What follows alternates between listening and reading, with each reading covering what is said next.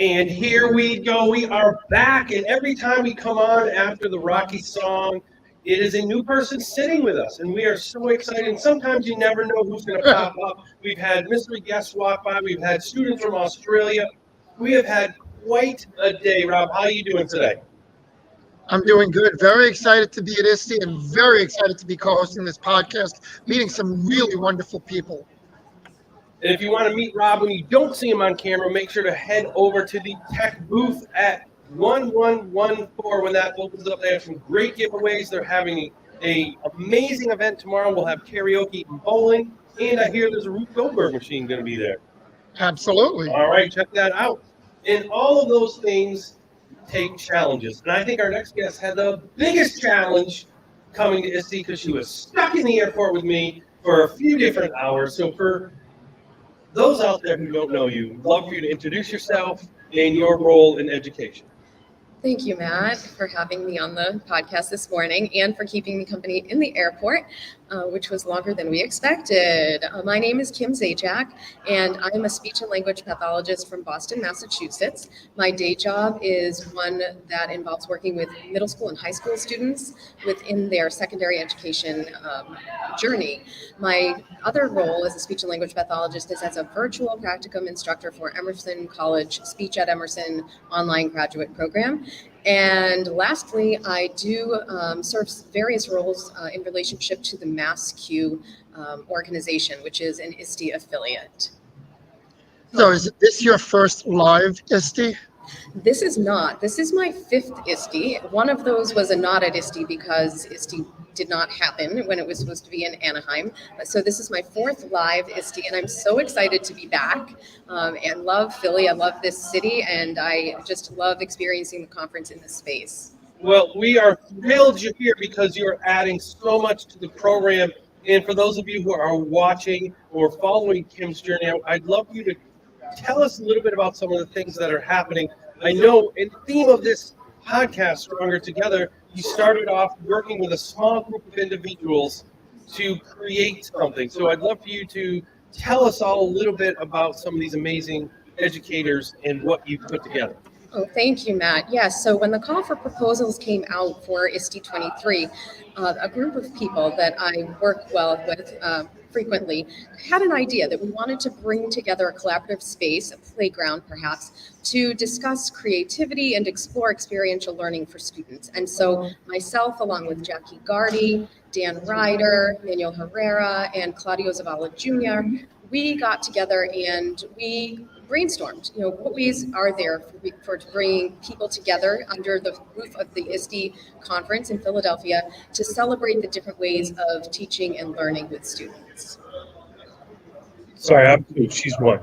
Awesome. So you did that, and you have 5 individuals here. You came together. You saw this great work, and you were like, Okay, five's a good number, but how about like 25? How about more, right? Yes. And so this was birthed almost from an idea that we trial ran at Mass Q Fall Conference last October. We had something known as the Creativity Cafe. And so this was that idea just sort of supersized. So then we had sort of like a mini RFP process, and many people submitted their ideas for sessions to us, and we wound up with this wonderful cast of 24 educators, 24 thought leaders that are coming together on Monday afternoon from 3 to 5 in Playground A in, I want to say it's level 2 in the Grand Hall. And so we'll be there from 3 to 5 with a cast running a schedule of different opportunities for learning on a whole range of topics. So ranging from visual thinking to podcasting to working creatively with students who are diverse learners, so many different possibilities. And we just are excited for people to come through and have conversations with us, to ask us questions about what we're doing with students, and to put their hands on the actual materials that we're using. And then through that, we went from 5 to 25, but tell us a little about what you're specifically going to do in your specialized area. Yes. So in my particular station, I'm going to talk about how to empower all learners with creativity. In my role as a speech and language pathologist, I frequently work with students who approach their learning with different styles, right? Different diverse avenues, and taking into consideration specialty preferences, special interests, etc. And so what I will show is how you can approach learning through many different avenues. You can use a variety of different methods and materials. You can use digital, you can use things that are hands-on, and can range from things like traditional writing to creating a podcast to creating visual cue cards and things like that that can be brought around and become very adaptable and transferable across settings. And so that's what I'm hoping to bring to people, is to really showcase how to encourage creativity with all learners. For some learners, it's intuitive and they know where to begin with brainstorming and how to evolve an idea through process and iteration. For other students, there's a need for some scaffolding. There are needs for some models to follow and some gentle feedback, nudges in different directions that may not be intuitive or natural. So with all the creativity that you're encouraging, you're going to be bringing students outside of their comfort zone, which, as we know, is so important to do. You're also going to be dealing with times where the students don't succeed. And I heard an expression, and it's stuck in my head. I wanted to know your thoughts on it. Fail forward. I love fail forward. I think that is a true, authentic way of living life. I think that to be authentically present in your process and your journey, you have to take risks and you have to be willing to try things that are not familiar and see what happens.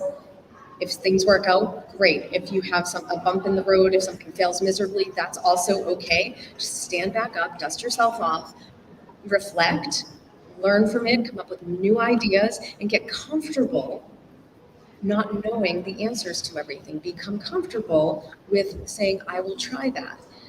And also be comfortable looking to others for support and ideas and feedback. That is a process that's also not always intuitive. It's a little scary. And for students who are learning in the K-12 environment, sometimes there's an over-focus on getting the right answer, getting it correct, doing the right steps, and checking the boxes. We want to encourage students to always lean into, of course, the direction of the intended learning and the learning outcomes, but how they get there can be really different for any student, and it doesn't need to be a straight line. In fact, it's better when it's not a straight line. That's where we get into the failing forward. And at the end of the journey, when we can look back and say, okay, this is what the progress, this was what the focus was, this is what the progress was, this was my path and my journey. Look at all of these challenges I overcame. Look how capable I am at advocating for myself. Look at how well I was able to take different pieces from different parts and put them together to arrive at the outcome of understanding and growing myself as a learner. And I think through all of that and the work that you do in your district and then the work that you've shared here, it's about focusing on the individual. and ensuring that that person has that success. And I know the second group of work that you're doing is around universal design for learning. So share a little bit about the universal design playground, because it lends to, yes, you were talking about it's important to get back up when you fail, but it's also important to plan so that students aren't always having that level of challenge that leads to frustration. So what is the universal design playground? The Universal Design Playground is another interactive learning space. It was designed by Sean Arnold and several of his other colleagues. And I submitted a proposal to be included in part of that and was gratefully accepted. The focus of that playground is exactly kind of what you just pointed out, which is that we need to design learning experiences to reach all learners. There's no average. There needs to be more than one option, more than one approach to a learning focus than just one prescribed. So the focus of that playground is this year taking on an angle of visual thinking. So how can we use visual thinking and visuals to support all learners in their process of learning? So my session is going to focus on navigating skills for leveraging visual thinking for social learning. One of the things that I encounter as an educator working with students at the secondary level is sometimes breakdowns in the ability to successfully communicate and collaborate through project-based learning and through those sort of more creative hands-on opportunities, which are wonderful. But the direct teaching of soft skills and the skills of communication, collaboration, iterative feedback, receiving and giving can not always be intuitive. So I have a set of visuals that I'm going to share with people that I tend to use with my learners to enable them. We work on developing skills and strategy application in some of the more personalized interventions, but then these visuals can come with them into any setting across the school day. They're age appropriate, they are meant to be available but not highly visible. They just blend into the environment so that they can remember what they've done in a structured learning environment to what they're doing with their peers within any general classroom. And I hear you had some excitement last night as well. What happened? Yeah, so there was a concert in town. I don't know if you heard about it, but The Cure. Oh, hold on, I thought it was the dinner where I was at. The Cure concert. I guess you can talk about that. Yes, both of them were amazing events. So if we're going to go back in time on a timeline. I was kidding. I meant the Cure concert. I love live things where you can just make the person uncomfortable. Go. It ties into the visual though, because immediately a timeline popped into my head, which is one of the visuals that people will see when they stop by the station tomorrow at UDL Playground. I love it. So yesterday I spent the day at a Tech and Live Learning Summit. It was amazing. It was a wonderful program. I got to meet a lot of sponsors, learn about new products, and also engage in conversations with colleagues like yourself, Matt, that we aren't always able to have. You know, we work in different places. We're constantly moving in different directions. So to have all of that under one roof at the Franklin Institute was just amazing. Not to mention the generous provisions of lunch and snacks and a tour of the facility. It was just amazing. Following that, things got even better. Right? We went down to the waterfront and we were able to join a dinner party on the Moshaloo, which is one of the tall ships. So another element of history right in the heart of Philadelphia. The sun came out. We didn't expect that, right? It was supposed to rain the whole time we were here. The sun came out. Continued that collaboration and networking and enjoyed some really authentic conversations with educators who are dialed into wanting to leverage creativity, to want to design universally, to empower students in their learning process with their voice, and to be really the ones who are driving the teaching and learning that's happening in schools across the country or globally, really. And then after that, that's where the concert came in. So The Cure came out of retirement and put on an amazing performance. They've been on tour for a little while now, and I have to say, it really brought me back to my childhood. I was remembering my experiences as a secondary learner, and I have to say, that band hasn't lost step with anything. They just put on an amazing show. If anyone has a chance to see them while they're on tour, I highly recommend it. Wonderful. So besides that excitement, what are some things that you're excited about or want to learn about here at ISTE Live? So I am very much obsessed with learning more about AI. And Amy Bloom, everybody. Amy Bloom is in the house. There she welcome, is. Amy. Hey, Amy. Amy. Welcome to the party. But yeah, so AI, right? That is something I need to know so much more about, especially in my role as a special educator. I see so much promise and possibility for AI to be leveraged ethically and responsibly as a support, as a part of the process. I see it as a strategy. But there's a lot of concern about this tool and how it might be misused, right? And how can we keep tabs on that? How can we teach learners, but also encourage trust with learners so that they can use this new age tool to guide their thinking? And in a sense, I think that what we consider or would label as independence with a process is going to change. Just because you use a strategy doesn't mean you weren't independent in your process and ultimate product delivery. It just means the way you went about it was resourceful. Right? So there's a difference between being resourceful and not producing an authentic learning product. And I think that needs to be really looked at and teased apart and defined by a diverse set of voices, so that every learner is considered when we're making decisions about what AI is and isn't, and how we can help support its use in the most positive light. Wow. So you've obviously embraced the concept of working with others and collaborating and sharing. So based on that, I have a question for you. In your words, what do you think of when you hear stronger together? Stronger together, it's intuitive to me to believe that it means at the center of your being, as a human being, we are generally wired to be social.